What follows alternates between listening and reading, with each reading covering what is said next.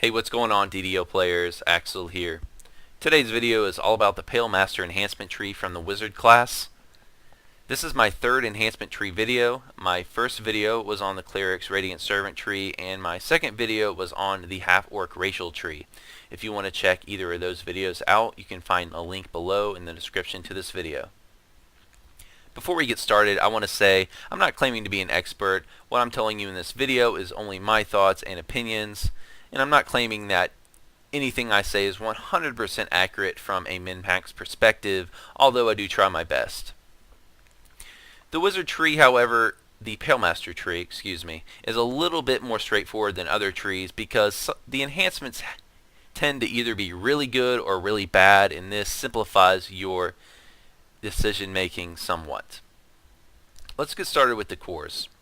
The first core is Dark Reaping, and Dark Reaping adds 0.75 negative energy spell power and 0.75 universal spell power per point you spend in this tree. This is one of the better class cores.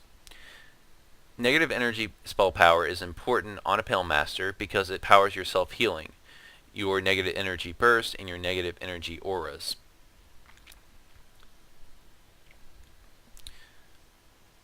Obviously, being the first core, you have to get it, but it's one of the better ones, and it helps your self-healing the more you invest in this tree, so it gives you a little incentive there.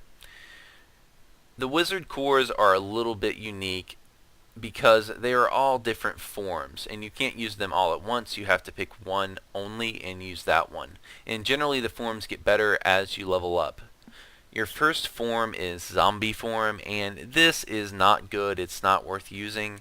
The problem with Zombie Form is it gives you a -2 to intelligence, but more importantly, it gives you a 20% attack speed penalty, and that's just very, very crippling at low levels.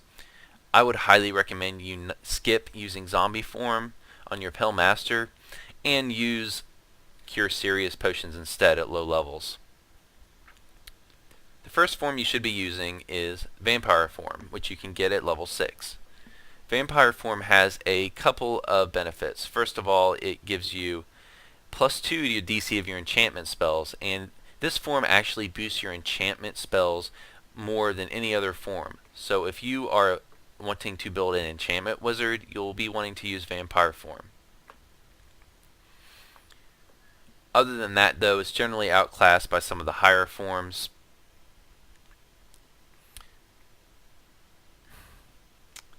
Their next form is Wraith Form. Wraith Form is solid. It's more defensive than your highest form, which is Lich. Wraith Form gives you some incorporeality. It's 25%, and this actually raises up to 35% once you take improved shrouding here at the top. Other than that, though, you don't get a lot of stat benefits from Wraith Form. It's mainly a defensive form, so you get some incorporeality, and you actually get some dodge as well in some of the other enhancements.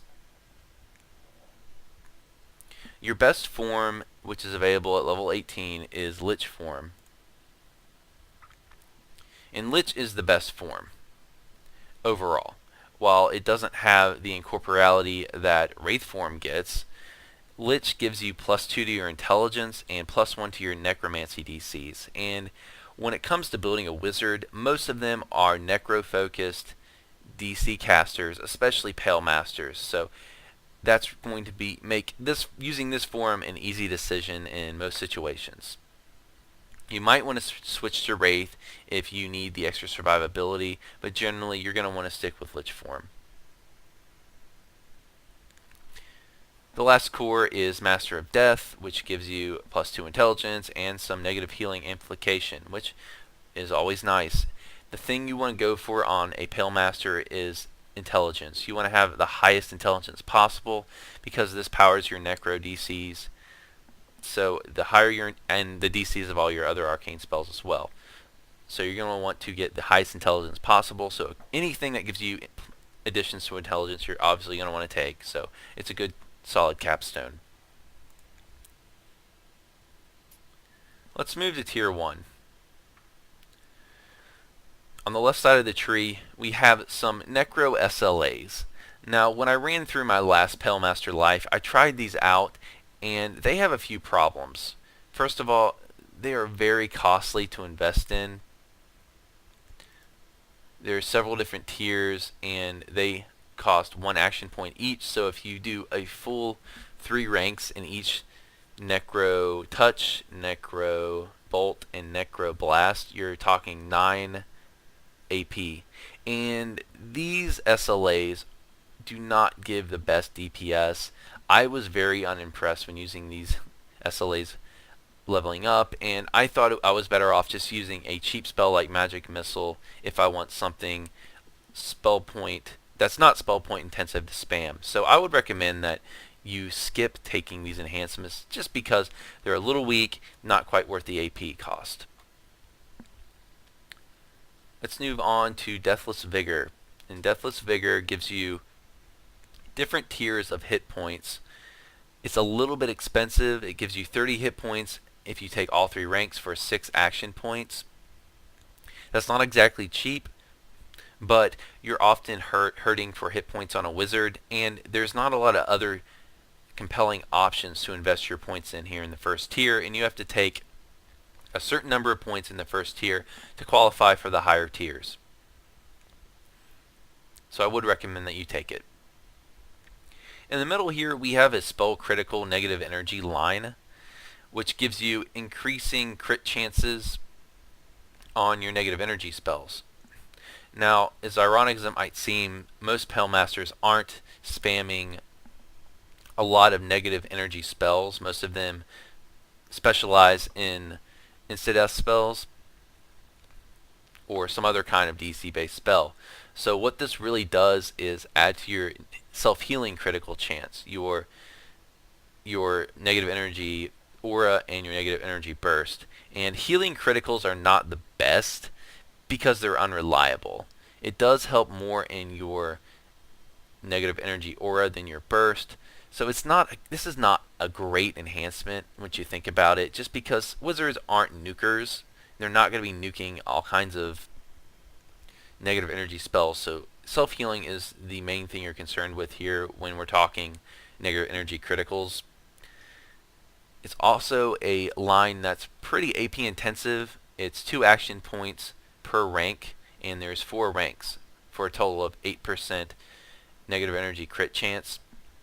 So even though I'm not a huge fan of this negative energy critical line, I end up taking it anyways because you have to spend points somewhere to qualify for the higher tiers of the tree, and this line, even though it may not be the absolute best, is better than other options you have. On to the next enhancement, which is the Wizard Pet line. Wizards have enhancements to give them a skeleton pet and increase its stats and abilities. However, if we're talking from a min-max perspective, you don't want to spend points in any of the pet enhancements. Pets just are not very good in DDO, even if you invest a lot of points into them. If we're talking about building the best character you can for the highest difficulties, any points you spend into pets is going to be a waste. So unless you're just looking to have a pet for fun or for flavor, I would not spend any points in any of these enhancements. Okay, on to Negative Energy Conduit. This is an awesome enhancement. Definitely take it. Plus 20 negative healing amplification for 3 action points is a great deal. Definitely take it. Now we'll move on to Tier 2. The first enhancement is a multi-selector, and this multi-selector gives you a spell point reduction for a variety of different meta magics. The one I think you can validate spending points on is Quicken. This is sort of like the negative energy critical line. I'm not a huge fan of this enhancement. Basically, even if you spend points in Quicken to reduce your spell cost of Quicken, it only effectively gives you maybe 50 to 100 spell points per quest extra. But sort of like the negative energy critical line, you have to spend points somewhere to qualify for the higher tiers, and this is better than the pet line. This actually does something for you. So if you have to invest in this line, definitely take Quicken. wizards aren't going to get a whole lot of mileage out of maximize or empower because they don't nuke typically. So unless you're on some kind of niche build that's going to be nuking a lot, I would take the SP reduction for your quicken. Okay, let's move on to the next enhancement, which is Bone Armor. And Bone Armor is a great, awesome enhancement. Definitely take it. It gives you plus 10 PRR for 3 action points. It's a great deal. It's really a no-brainer. It also gives you a little extra dodge if you're in Wraith Form. Let's move on to Tier 3, which is the Cloak of Night. The Cloak of Night reduces the effectiveness of your self-healing, but it also reduces the effectiveness of positive energy and light spell damage on you. So your Cloak of Night is going to be essential when you're running quests where enemies are throwing a lot of light spells.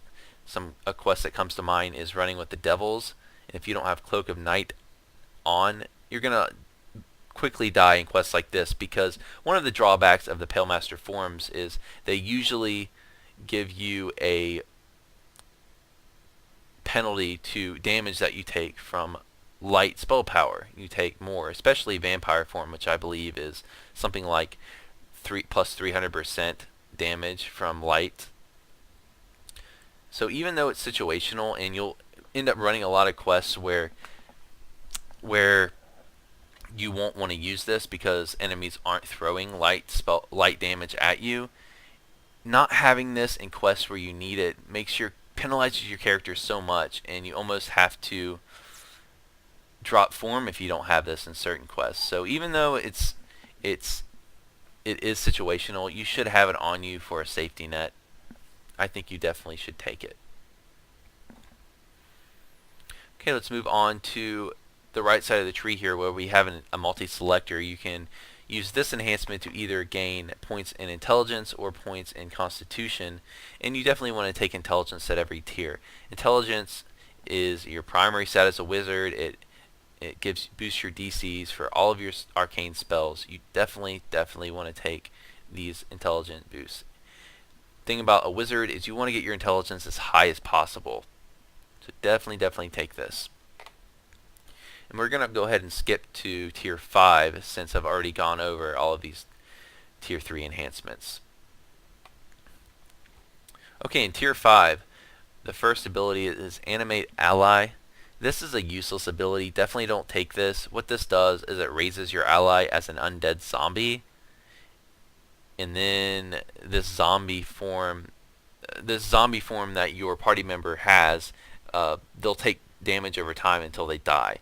The reason you don't want to take this is there's so many better raised dead options, such as that you can have. The best probably being your green steel raised dead clickies. You can make those and raise your party members. You can invest in UMD and use raised dead scrolls, or you can just use a hireling or another friendly party member to raise allies. I would never want to try to raise an ally as a zombie. There's really just no point to this ability.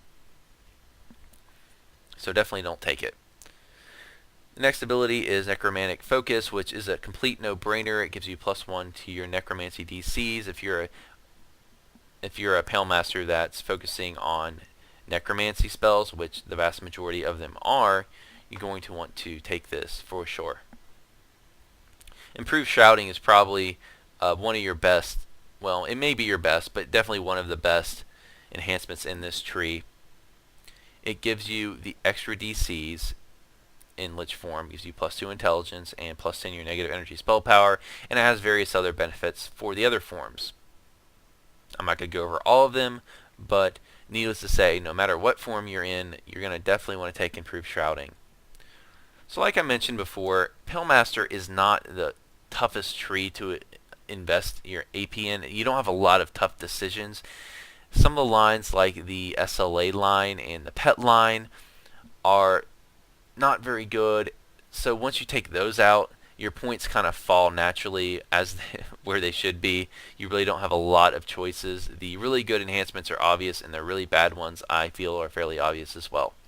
So guys, I hope this helped you if you were thinking of building a Pale Master.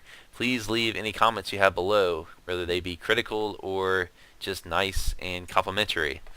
I hope you enjoyed the video. If If you did, please subscribe and tell your DDO friends and guildies about my channel. Thanks for watching.